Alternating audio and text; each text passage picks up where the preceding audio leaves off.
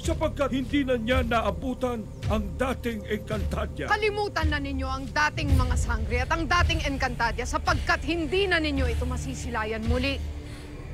Dahil sa ilalim ng aking pamumuno, isa lamang ang aking hangad para sa pinakamamahal nyo na Encantadia. Kamatayan. Ngayon, mukha. Ako ay iyong sagutin. Muling dumalaw sa aking panaginip ang mahiwagang nilalang. Sino ang nilalang na ito? At bakit siya dumadalaw sa aking panaginip? Nais ko siyang makilala upang matikman niya ang kamatayan na inihanda ko para sa kanya. Siya ay isang kalaban na iyong makakatunggali.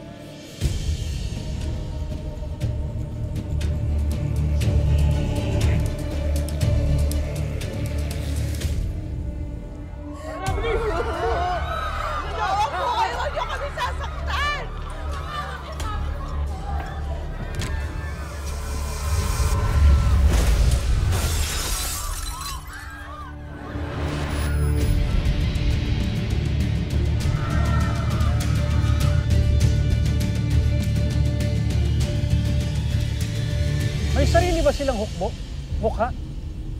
At mas makapangyarihan ba sila sa ating Kera? Gaya ng sinabi ko noon, wala nang mas makapangyarihan pa sa'yo, Kera Metena. Sinasabi ko na nga ba, mahal na Kera? Ano ba't pumarito tayo rito para lamang marinig ang ating inaasahan? Sinungaling! Hindi ako naniniwala sa iyo, mukha. Batid ko na ikaw ay nagsisinungaling sa akin. Ngayon, ikaw ba ay magsasabi ng totoo? O aking papaslangin ang lahat ng mga nilalang na nandirito?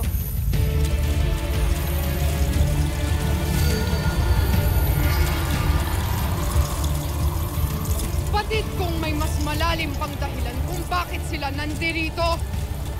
Ikaw ay nagkakamali, Reyna. Mahimik! Magsabi ka ng totoo, mukha! Bakit sila nandirito?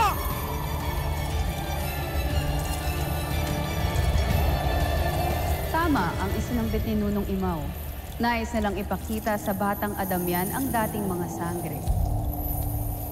Ako ang mukha ng batis ng katotohanan at ako ay buong tapang na naninindigan sa aking mga sinabi, Kera Metena. Lalo na tungkol sa iyong napanaginipan na kalaban. Siya ay darating, ngunit hindi siya nagtataglay ng kapangyarihang hihigit pa sa iyo.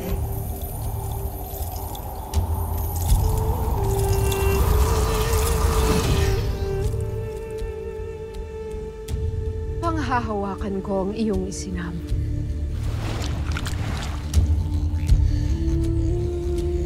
Tayo na sa ulo.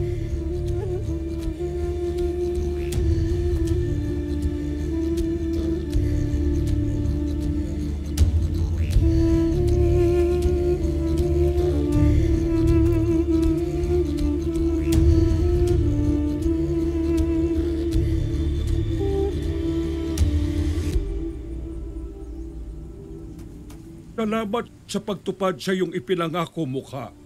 Subalit, nabawasan ang iyong tubig. Ang kaparusahan sa aking pagsisinungaling ay isang parusang aking tinatanggap, kapalit ng aking pagsang-ayon sa inyong hiling.